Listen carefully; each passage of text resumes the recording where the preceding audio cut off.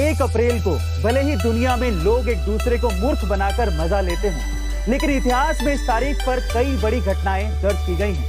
पहला, साल 1839 में इसी दिन कोलकाता मेडिकल कॉलेज और अस्पताल सिर्फ 20 बिस्तर के साथ शुरू किया गया था। दूसरा, साल 1869 में इसी दिन इनकम टैक्स की शुरुआत की गई थी। तीसरा, इसी दिन साल 1912 में भारत की राजधानी को कोलकाता से बदलकर दिल्ली कर दिया गया था। चौथा, साल 1935 में इसी दिन भारतीय रिजर्व बैंक की स्थापना की गई थी। पांचवा, साल 1976 में इसी दिन स्टीव जॉब्स ने अपने दोस्तों के साथ मिलकर एप्पल कंपनी की स्थापना की थी। और छठा, साल 2004 में इसी दिन गूगल ने जीमेल का ऐलान किया था। गाइस, 1 अप्रैल की ये तारीख सिर्फ अप्रैल फूल के लिए ही नहीं है, बैंकों की क्रांति और टेक्नोलॉजी की शुरुआत की तारीख भी है। ऐसी अमेजिंग नॉलेजेबल वीडियोस के लिए शेयर, सब्सक्राइब एंड लाइक। मिलते हैं अगली वीडियो। दोस्तों, आपने कभी सोचा कि 1 अप्रैल को ही अप्रैल फूल डे क्यों मनाया जाता है? दरअसल ऐसा इसलिए क्योंकि साल 1381 में इंग्लैंड के राजा रिचर्ड द्वितीय और बोहेमिया की रानी एनी ने अपनी सगाई की तारीख 32 मार्च 1381 को दी थी। उस वक्त लोग ये सुनकर इतने खुश हुए कि इन्हें अंदाजा ही नहीं हुआ कि उन्हें बेवकूफ बनाया जाए। और तभी से 31 मार्च के बाद 1 अप्रैल को अप्रैल फूल डे के रूप में शुरू हुआ। और इसी दिन साल 1860 में लंदन में हजारों लोगों के पास डाक से एक इन्विटेशन कार्ड पहुंचा, जिसमें लिखा था कि 1 अप्रैल की शाम को टावर ऑफ लंदन में सफेद गधों के स्नान का कार्यक्रम रखा गया। आप सभी को आना है। उस वक्त आम लोगों के लिए टावर ऑफ लंदन में एंट्री मना थी। बावजूद इसके बहुत सारे लोग एक साथ वहां पहुंच गए और बाद में पता चला कि उन्हें अप्रैल फूल बनाया गया। दोस्तों, अब तो आप समझ ही गए होंगे कि क्यों 1 अप्रैल को मूर्ख दिवस मनाया जाता है। बहरहाल, आप इस अप्रैल फूल डे पर किसे मूर्ख बना रहे हैं, कमेंट सेक्शन में जरूर लिखिएगा। और ऐसी अमेजिंग इन्फॉर्मेटिव वीडियो के लिए हमें लाइक से सब्सक्राइब करना। मिलते हैं RRR यानी कि rise roar revolt, SS Rajamouli की एक ऐसी फिल्म जो हर दिन बॉक्स ऑफिस पर इतिहास रच रही है। और इसकी सबसे बड़ी वजह यह है कि ये फिल्म भी कश्मीर फाइल्स की तरह इतिहास की सच्ची घटना पर आधारित है। ये कहानी है भारत के महान स्वतंत्रता सेनानी अल्लूरी सीता रामाराजू और कोमा राम भीम जी की, जिन्होंने अपने देश की रक्षा और स्वतंत्रता के लिए अंग्रेजों और हैदराबाद के निजाम से लड़ते हुए अपने प्राण त्याग दिए। इस फिल्म को बनाने में 400 करोड़ रुपए लगे हैं, जिससे अंदाजा लगाया जा सकता है कि हमारे स्वतंत्रता सेनानियों की कहानी दिखाने के लिए राजामौली जी ने कितनी मेहनत की। और ये जरूरी भी था, क्योंकि आदिवासी समाज से ताल्लुक रखने वाले ये दोनों स्वतंत्रता सेनानी इतिहास के पन्नों में दबे हुए थे। गाइस, राजामौली जी पहले ऐसे डायरेक्टर हैं जिन्होंने स्वतंत्रता सेनानियों को दिखाने के लिए 400 करोड़ रुपए लगा दिए। उनकी सोच को हम दिल से सलाम करते हैं। ऐसे अमेजिंग वीडियोस के लिए शेयर, सब्सक्राइब एंड लाइक। मिलते हैं अगली वीडियो में। दोस्तों, अगर आपसे पूछा जाए कि दुनिया में सबसे अमीर शख्स कौन है, तो आपकी जुबान पर सबसे पहला नाम आएगा एलन मस्क, क्योंकि दुनिया की तमाम रिपोर्ट यही मानती है। लेकिन खुद एलन मस्क ये नहीं मानते। जी हाँ, एलन मस्क का कहना है कि मेरी नजर में दुनिया के सबसे अमीर व्यक्ति कोई है तो वो है रूसी राष्ट्रपति व्लादिमीर पुतिन। ये सिर्फ एलन मस्क नहीं कह रहे, बल्कि अमेरिकन गवर्नमेंट भी यही बात मानती है कि पुतिन का रशिया में 20 साल से सत्ता में होना और लगातार उनकी संपत्ति को छुपाया जाना, ये साफ तौर पर इशारा करता है कि वो दुनिया के सबसे अमीर व्यक्ति हैं। और ये सब पैसा उनके पास करप्शन से आया है।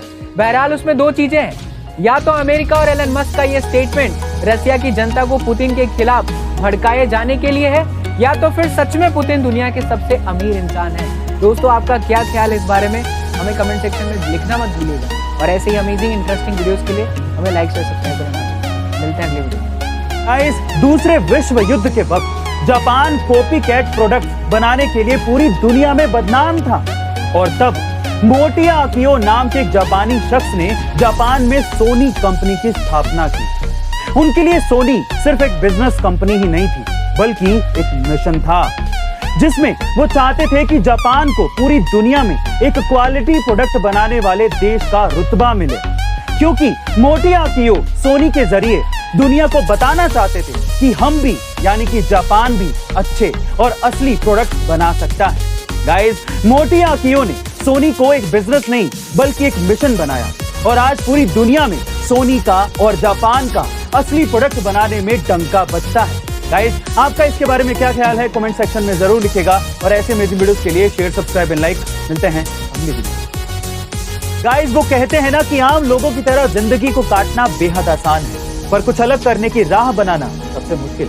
और इसी मुश्किल राह पर चलकर सूफिया ने वो कर दिखाया है जिसकी लोगों को कल्पना तक नहीं थी। यहाँ गाइस, सूफिया ने कश्मीर से कन्याकुमारी तक 6000 किलोमीटर की दौड़ को 110 दिन में पूरा करके इतिहास रच दिया है। दरअसल 10 साल तक एयरपोर्ट पर नौकरी करने वाली सूफिया ने साल 2017 में नौकरी छोड़कर 4 महानगरों के बीच दौड़ लगाई थी। यही नहीं, मनाली से लेह तक करीब 480 किलोमीटर के रास्ते को भी 7 दिनों में पार कर चुकी है और इसीलिए उन्हें अल्ट्रा रनर कहा जाता है। गाइस, सूफिया का कहना है कि मुश्किलें सिर्फ दिमाग में होती हैं और आप अपने दृढ़ निश्चय से इन पर जीत हासिल कर सकते हैं। इसीलिए आप तय कीजिए कि आपको क्या करना है, वो आप कर दिखाएंगे। ऐसे अमेजिंग मोटिवेशनल वीडियोस के लिए शेयर, सब्सक्राइब एंड लाइक। मिलते हैं अगली वीडियो में।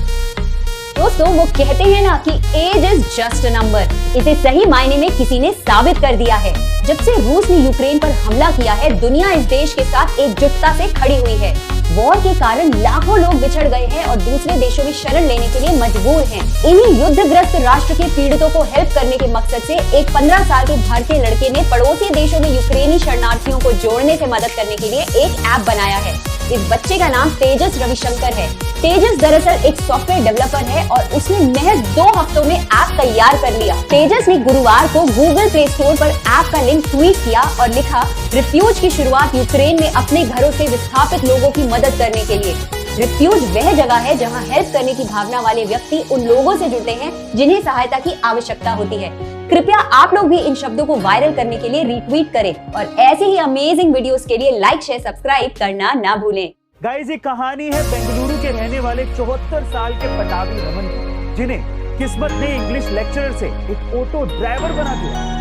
जी हाँ गाइस, आप ठीक सुन रहे हैं। कुछ सालों पहले पटावी रमन को एमए और एमएड की डिग्री होने के बावजूद भी कर्नाटका में कहीं भी नौकरी नहीं मिली और उनकी यही मायूसी उन्हें मुंबई तक ले आई, जहां वो एक प्राइवेट इंस्टीट्यूट में अंग्रेजी पढ़ाने लगे। लेकिन उनकी सैलरी काफी कम थी और प्राइवेट नौकरी के कारण उन्हें पेंशन भी नहीं मिल रही थी। लेकिन फिर भी उन्होंने अपने रिटायरमेंट तक मुंबई में ही नौकरी की। इसके बाद नौकरी छूट गई तो वो वापस बेंगलुरु आ गए और अब वो बेंगलोर में 14 साल से ऑटो रिक्शा चला रहे हैं। गाइस, किस्मत भी बड़ी गजब की चीज है।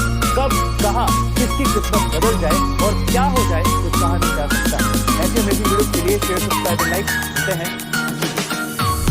दोस्तों, अक्सर आपने देखा होगा कि हवाई जहाज में सामान एक्सचेंज या खोने की घटनाएं सामने आती रहती है। ऐसी एक घटना सामने आई जब एयरपोर्ट पर सामान गायब होने से नाराज एक शख्स ने इंडिगो की वेबसाइट ही हैक कर दी। दरअसल नंदन कुमार नाम के एक सॉफ्टवेयर इंजीनियर ने पटना से बेंगलुरु जाने के लिए इंडिगो की फ्लाइट बुक की थी। फ्लाइट में उनका सामान किसी दूसरे यात्री के सामान के साथ बदल गया। कस्टमर केयर सर्विस ने जब उनके साथी पैसेंजर का नंबर देने से मना कर दिया, तब उन्होंने वेबसाइट हैक करके पैसेंजर का नंबर ही निकाला और उससे कांटेक्ट किया। बहरहाल इंडिगो ने हैकिंग के दावे से मना कर दिया। लेकिन अगर सच में इंडिगो की वेबसाइट हैक हुई है तो ये बहुत बड़ी प्रॉब्लम हुई है। आपका क्या ख्याल है, हमें कमेंट सेक्शन में जरूर बताइएगा और ऐसे ही अमेजिंग इंफॉर्मेटिव वीडियोस के लिए गाइस, मान लीजिए कि आपने कोई एक फोन खरीदा जिसकी कीमत आज 1 लाख रुपए, लेकिन कुछ महीनों बाद उसकी कीमत 70,000 रुपए हो गई। तो हमें लगता है कि यार इतना महंगा फोन हमने लिया और उसकी कीमत गिर गई, जिससे हमारा 30,000 रुपए का लॉस हो और हम सोचने लगते हैं कि काश मुझे वो 30,000 रुपए रिफंड मिल जाए। लेकिन क्या ऐसा पॉसिबल है? बिल्कुल है। आपको अपना 30,000 रुपया रिफंड मिल सकता है अगर आपने किसी क्रेडिट कार्ड या स्पेशल डेबिट कार्ड से फोन खरीदा होता तो। इसके लिए सिंपली आपको उस क्रेडिट कार्ड कंपनी को कॉल करना और क्लेम करना है प्राइस ड्रॉप इंश्योरेंस के लिए। अगर आपके कार्ड में ये प्राइस ड्रॉप इंश्योरेंस है तो आसानी से आपको 30,000 रुपए रिफंड मिल जाएंगे और आप फिर नया फोन खरीद पाएंगे। है ना मजेदार? ऐसी अमेजिंग मजेदार इंफॉर्मेटिव वीडियोस के लिए शेयर, सब्सक्राइब और लाइक करते हैं।